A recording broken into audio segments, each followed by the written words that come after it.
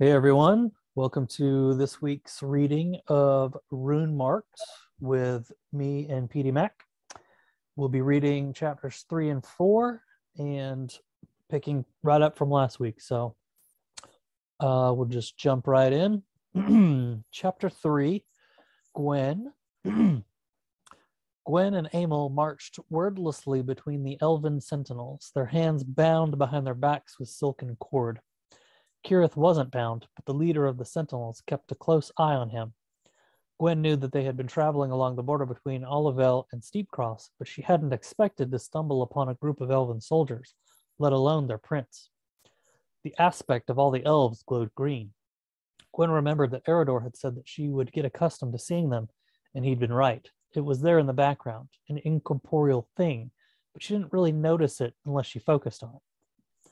Emil's was blue, like her own, and she unexpectedly remembered the dwarf from the attack on the outpost. His aspect had been brown. Release them, Kirith said. It was a litany from him, repeating every so often. I cannot, my lord, the lead sentinel answered, just as he had every other time. Gwen found the sentinel armor intriguing. It was enchanted with magic. That much was obvious to her. The material was constantly changing to mirror the scenery around them, cloaking the elves in perfect camouflage. Am I not the Prince of Olivel? Kirith asked, or has my father taken that as well? You are still the prince, my lord. Then why will you not heed my command to let them go? The leader remained silent. Blast you, Haladivar! Gwen repeated the name under her breath. It rolled off her tongue like honey. She looked at Emil. The woman had been silent since they'd been captured. She wore a scowl plastered across her face. I'm sorry I got you into this, Gwen said. Don't be, Emil replied. If I didn't want to be here, do you really think these ropes would stop me? Gwen had been wondering about that. She'd considered using her lightning against the sentinels, but since Eridor had asked her to deliver a message to someone Olivel, she didn't think it was the best idea. Apparently, neither did Emil. Then why do you look so angry? Angry? Emil laughed. This is my normal face out in the world. It keeps people from bothering me. Silence, Haladivar snapped, looking over his shoulder at them. Gwen glared at him, but she didn't speak another word. They trekked through the thick woodland for several hours, and Gwen could feel blisters forming on the bottoms of her feet. Her throat was dry, and all she wanted was to sit long enough for the ache in her legs to go away. She staggered a few times, almost tripping over tree roots. The air grew less humid the further they traveled, which Gwen was thankful for. The sound of civilization drew Gwen's attention, and she perked up, looking ahead for the source of the noises. Numerous trees, many of them as thick as buildings, towered over the rest of the forest. Elegant archways were carved into their facades, providing natural entrances to the interior of the trees. Gwen's breath caught in her throat at the staggering beauty. There's nothing like it anywhere else, Emma whispered, and I've traveled to many places. Standing outside some of the trees, guards holding spears and polearms watched everyone with an eye of suspicion. As Gwen and the others traversed the main path through the city, some of the elves looked at them distrustfully, and others outright ignored their presence. Gwen noticed the tension among the elves and wondered what had happened recently. Haladivar led them to the largest tree Gwen had ever seen. Its trunk was wide enough to hold 6 carriages end to end. It rose into the sky, the canopy lost high above. Gwen stopped walking as she admired the tree. The guard behind her shoved her roughly, and she fell to her knees with a grunt. Kirith turned around and glared at the guard, then helped Gwen back up to her feet. I'm sorry, he said quietly. I will right this wrong. They continued into the massive tree, and Gwen's mind spun at the intricate details that had been carved into the walls. Stags, unicorns, and odd symbols and shapes covered every inch of space. The area they entered was a large open assembly room with 2 winding stairways on either side that led up to the next level. Wait here with them, Haladivar told the guards. Then he went up one of the stairways. Gwen continued to admire the beauty around her until Haladivar appeared at the top of the stairs. Bring them, his voice drifted down to them, filled with authority. The guards prodded Gwen and Emil, and the 2 climbed the ornate staircase. When they reached the top, Haladivar led them past an open balcony that offered a magnificent view of the forest city, then up a smaller set of stairs. An ivory throne wrapped in vines sat against the back wall. Valael, king of Olivel, sat on the throne, his hard eyes fixed on Kirith. 2 guards stood at either side of the king, armed and intimidating. Gwen found their demeanor so different from Eridor's. The lamb returns to the fold, Valael said. His eyes roamed the rest of the group, and his attention paused on Gwen and Emil. Then he looked questioningly at Haladivar. Why are there humans in my kingdom? These are the people we found Prince Kirith with, my lord. A fact you neglected to report moments ago. My apologies, Haladivar said, bowing his head. Forgiven, Falal said. He looked back at Kirith. Tell me, is my fist so iron-shod that you can't bear the weight of living under it? I left because you refused to see the threat that lies before us all, Kirith replied. King Torian is trying to expand his kingdom, and he will stop at nothing until he rules every inch of land. Is that so? How would you know this? Have you been to Eisenthal? No, Kirith answered. Do you see King Torian's armies at our doorstep? No, Kirith repeated. Then tell me how you know such things without signs of proof. Kirith bowed his head in defeat. Lyra has come here and poisoned the minds of our young generations. She spews lies and deceit about our neighbor with no proof. This is why she has been removed from my court. Gwen perked up at the mention of Lyra's name. That was the person that Gwen needed to deliver a message to. She glanced at Emil. The woman shook her head ever so slightly. Gwen wanted to ask the king where Lyra was, but her exhaustion took away her will. We need to find Lyra, Gwen whispered. We'll worry about that later. We have bigger problems right now. What problems? Why do these humans speak in my presence without permission? Falale demanded. I'm sorry, Gwen said loudly. I meant no offense. And yet, like a wild dog, she continues to bay. Are these humans you saw within our borders? Are these the humans you saw within our borders? Possibly, Haladivar replied. We did kill some others that were armed. Trespassing in Olivel is strictly prohibited, Falale said. They weren't trespassing, Kira spoke up. They rescued me from the ones who captured me. A human doing a just deed? I find it difficult to believe. Falale looked at Haladivar, who frowned. You dispel the rumors of King Torian's ill intent, yet you claim that humans are incapable of doing what is just. Do you not see your own madness? Kirith asked. The poison in his mind seeps from his mouth, Falale said. Take the humans away. Their trial will be held in the morning. Kirith tried to protest, but Falale shot him a glare, silencing him. One of the guards grabbed a hold of Gwen's arm roughly, snapped a thin bracelet around her wrist. The faint pulse of the magic that was always within her suddenly disappeared. She turned to Emil in shock, her eyes widening. Emil jerked away from the guard, trying to grab her, and struck a blow to the side of his face. The elf collapsed in an unconscious heap, but another took his place. Emil backstepped and lifted her right hand. Gwen winced, preparing for the flare of magic, but it never came. She opened her eyes to see Emil frozen in place. She looked around, but no one else was affected. Must I do everything myself? Falale asked. He was standing now, his left hand held out in front of him, fingers splayed wide. The other guards hurriedly snapped several bracelets onto Emil's wrists, and then Falale released his spell. Gwen guessed by the look on Emil's face that she was trying to use her runes, but nothing was happening. What is this? She growled. It is for your safety, as well as ours, Falale answered. Now get them out of my sight, and take Prince Kirith as well. If he wants to wallow in the poison, let him. Haladivar motioned the other guards to follow him, and he escorted them up higher into the tree. Gwen looked back to the fallen elf, hoping Emil hadn't killed him. Just as he was leaving her line of sight, she saw him sit up. She breathed a sigh of relief, but was anxious about where they were headed. If Falale had such a dim view of humans, she assumed they were going to be taken to a nightmare of a prison. As it turned out, the prison was an extremely comfortable room with an open view of the forest city. Gwen looked around, assuming that the room must be for Kirith. Since he was a prince, he'd be well taken care of. Yet as Haladivar left them all three of them inside, she was glad to be proven wrong. The other guards closed the doors and barred them from the outside. So these trees do have doors, Emil said. Only the personal chambers, Kirith replied. This is a guest room for visiting nobles. And your father expects us to stay here all night just to face a trial tomorrow? Gwen asked. Sadly, yes. My father is a difficult man, as you have seen.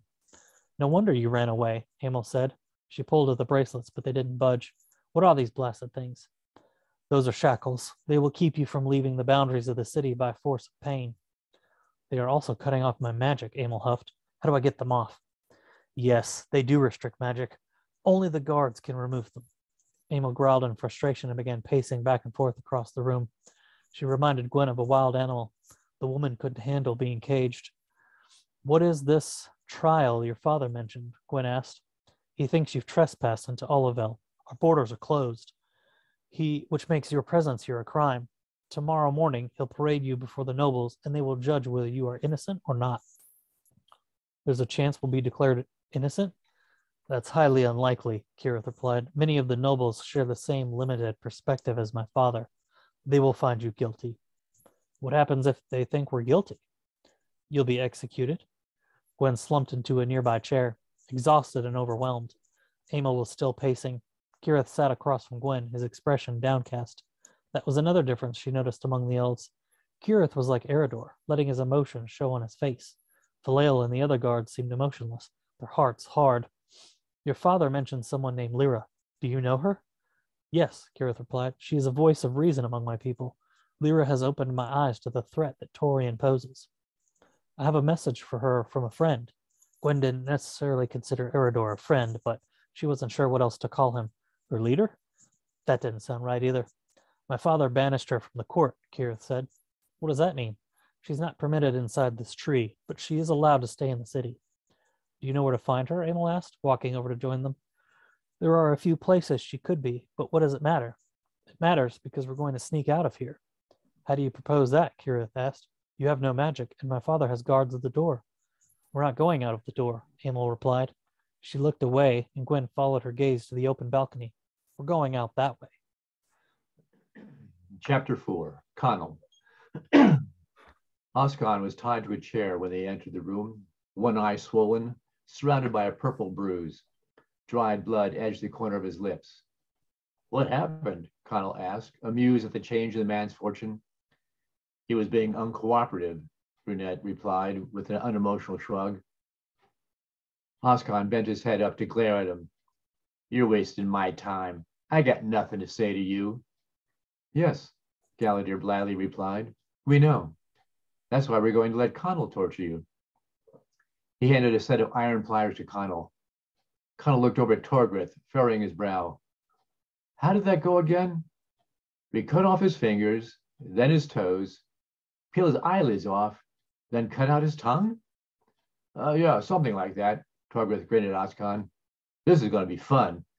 You're not going to enjoy it, but we will. You're bluffing, Oscan snarled before turning his venom at Connell. I should have dumped you long ago. You were nothing but a dead weight. Good for nothing. That's why I got rid of you. Connell stood before him, pliers in hand. That's the best you got? Let's see if you sing the same tune. He pulled up his sleeve to reveal his brand. Recognize that? Oscan's defiance wavered. What the hell? You're a cobra? You've got eyes. What does it look like? But when did that happen? I've been one all along, Connell lied. You think I didn't know you were working for Caldir?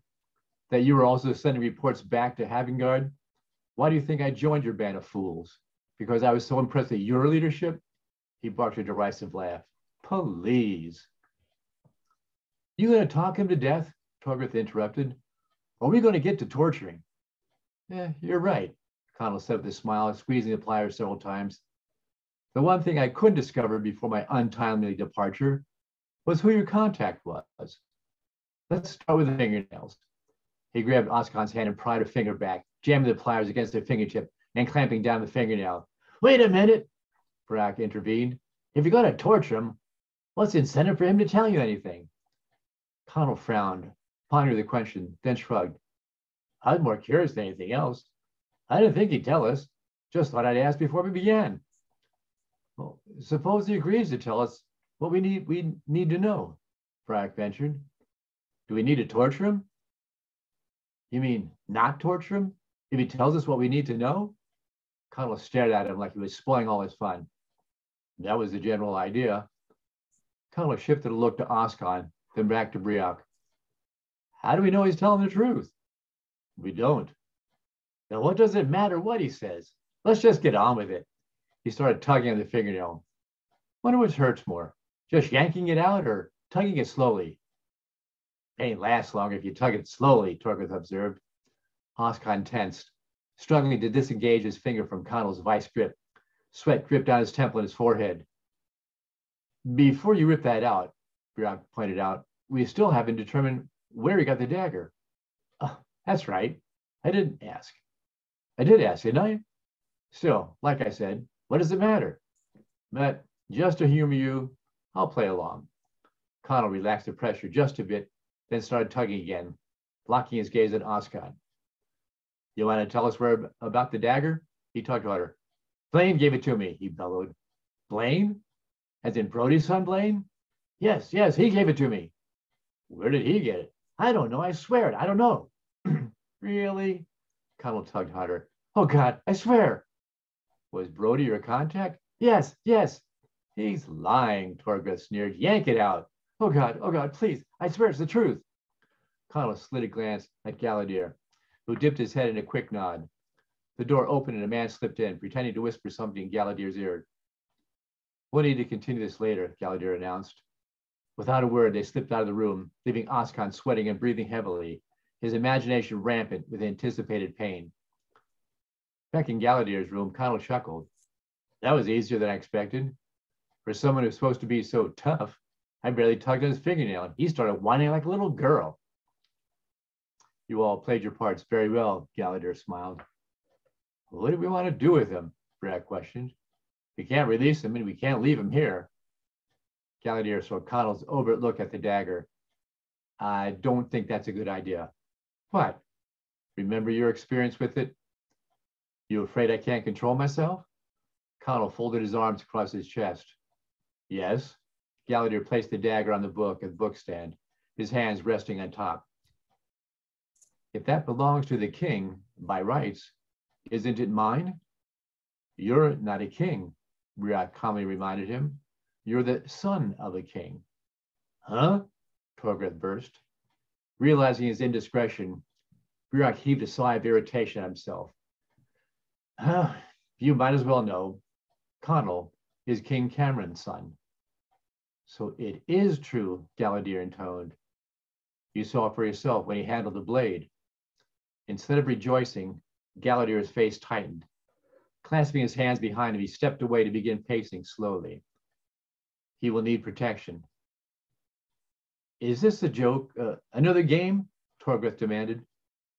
It is no joke, Torgreath Iron Hand, Gallaudet solemnly replied. Our friend here is the son of King Cameron. How is that even possible? Torgreath argued. He was a highwayman, and before that, lived in some town on the coast. He cast a suspicious eye at Connell. It's a surprise to me, too, Connell shrugged, but I'm coming to terms with it. Torgreath swung his hand in a deep, sweeping bow. My liege. Oh, very funny, Connell deadpanned. Torgreath tilted his head to stare at him. Aren't you the same guy who jumped out the window and into the river to escape from Drewston? You have to admit it was a good dive, Connell pointed out. Torgreath smiled and looked up at Gallaudet. You wouldn't lie to a dwarf, would you? Gallaudet smiled despite himself. No, I wouldn't lie to you. It is true. Can we get back to the issue at hand? Briac chided. We need to get to Denhelm, and we can't take Oscar with us. Why not?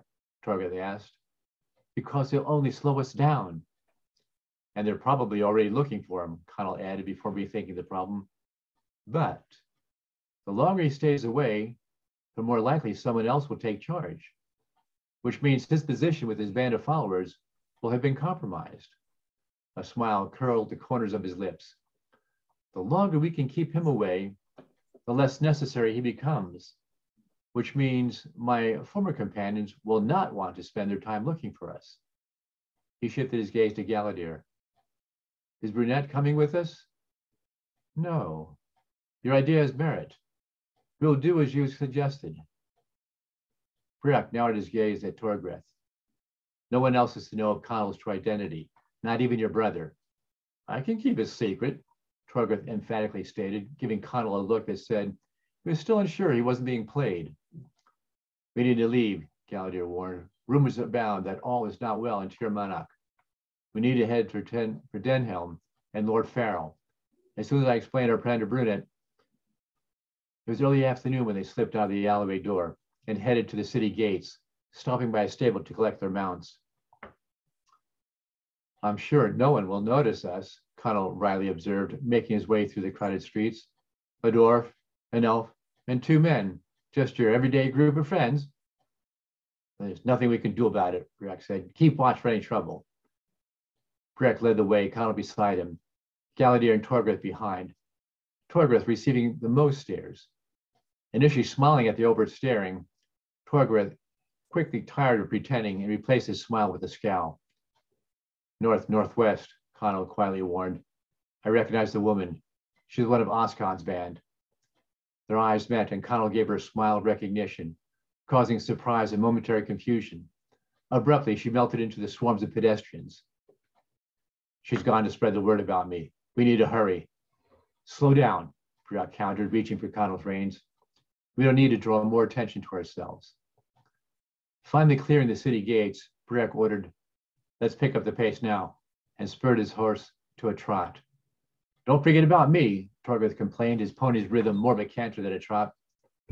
She's a strong mare, Galadier informed him, and can keep this pace for hours. Not sure I can, Torgrith grumbled, struggling to get comfortable in the saddle. A half a mile outside the gate, they crossed the intersection of the road leading north towards Hervé and south towards Monkreth. Connell looked back over his shoulder. They're coming, he exclaimed. Nearly 20 riders spilled through the city gates and gave chase. Urging their steeds to a gallop, they knew they could not keep this pace for long, and despite Torgrith's doughty steed, the little pony could not keep pace.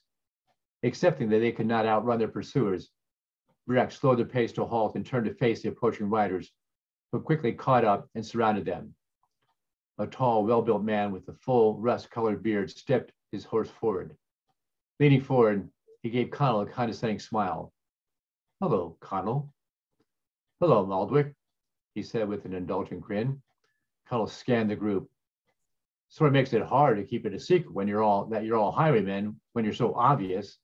Which genius thought it was a good idea to ride out all together? Maldwick's smug smile wavered as he suddenly realized not only had he compromised the band, but when Oscon found out, his life wasn't worth a copper royal. We came to rescue Oscon, he awkwardly said, Oscon's absence painfully obvious. Connell snorted a laugh. Let me see if I understand you correctly. You compromised everyone in the company because you wanted to rescue Oscon. In exaggerated turns of his head, he looked to his left, then right. As you can see, he's not here.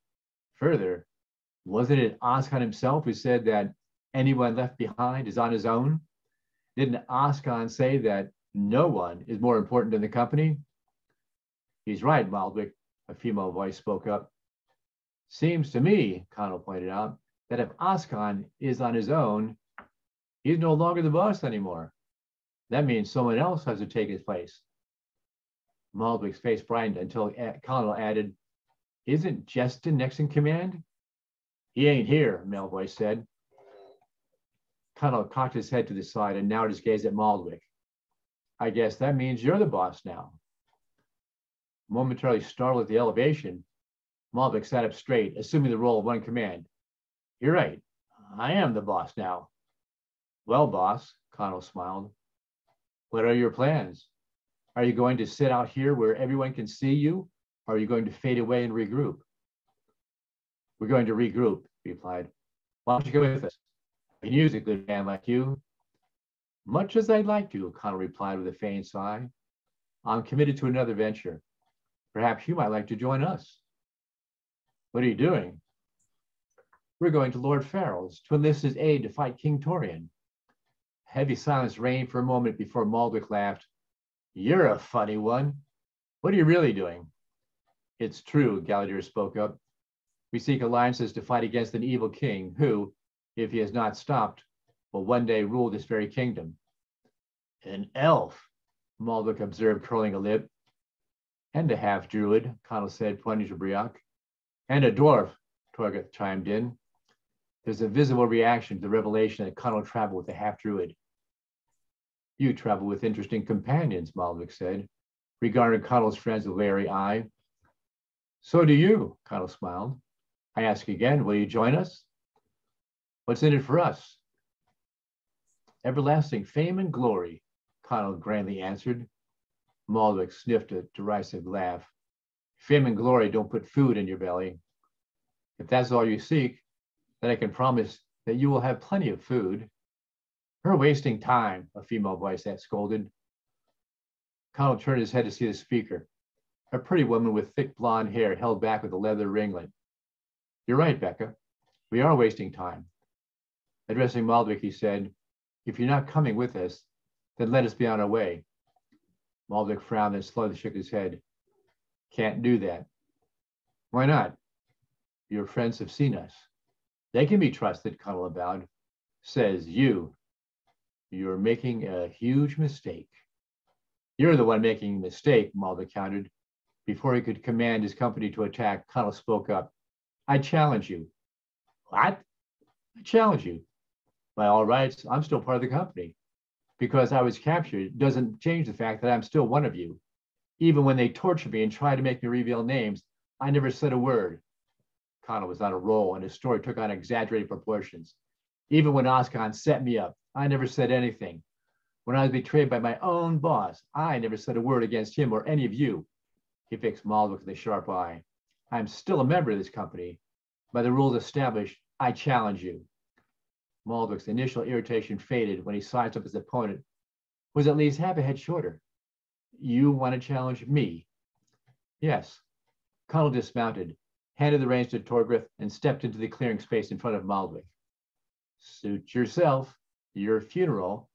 Maldwick slid down from his saddle, handing the reins to the rider next to him. The challenge ends when the first person yields and the others declare the winner. I know the rules, Maldwick sneered, standing 2 paces away. I don't have a sword, so it's barehanded. That's fine. He unhooked his sword and handed it to the opposite rider next to him. You ready? Anytime you are, Maldwick boasted. Connell stuck out a hand. Let's shake hands before we begin. Maldwick cocked an eyebrow. Why? No hard feelings, that's all. Immediately recognizing that he could avoid a fight simply by squeezing Connell's hand so hard that he would beg for mercy, Maldwick grasped the offered hand. A battle of strength commenced, and Maldwick was shocked by the young man's grip. The cheers for Maldwick quickly diminished as the man began sweating, pouring out all the strength he could muster. His frustration surging, for Connell seemed far too relaxed. Maldwick's knees started to tremble, then buckle, as his companions watched in stunned silence. Excruciating pain pulsed up his arm, and his face and body tightened in anguish. Yet still he gripped Connell's hand, except it was Connell who gripped his hand, for try as he might, he could not reciprocate the power of Connell's strength. And then he could take no more as he felt the bones grinding against each other, the pain racking his entire body. Crying out, I yield, he dropped to his knees, cradling his limp hand, gasping in heavy breaths, tilting his head to stare up at him, his mouth gaped open. Who are you? I'm Connell, the new boss of this company. He bent down to help lift him to standing. Turning to the rest of the highwaymen, he said, does anyone wish to challenge me? None responded, more than a few looking at him with awe. Swinging back up into the saddle, he waited as Maldwick struggled to pull himself up into his saddle, then addressed the company. Maldwick remained second in command. Obey him as you would me, for eventually he will become boss. Surprised, Maldwick respectfully dipped his head. We ride for Denhelm. As of this moment, you are no longer highwaymen, but respected members of an elite group. Thinking this a new hustle, they grinned and smirked. Deciding it would be more trouble to tell them the truth, he returned their smiles. Wait till they find out I'm a cobra. All right. That wraps it up for this week.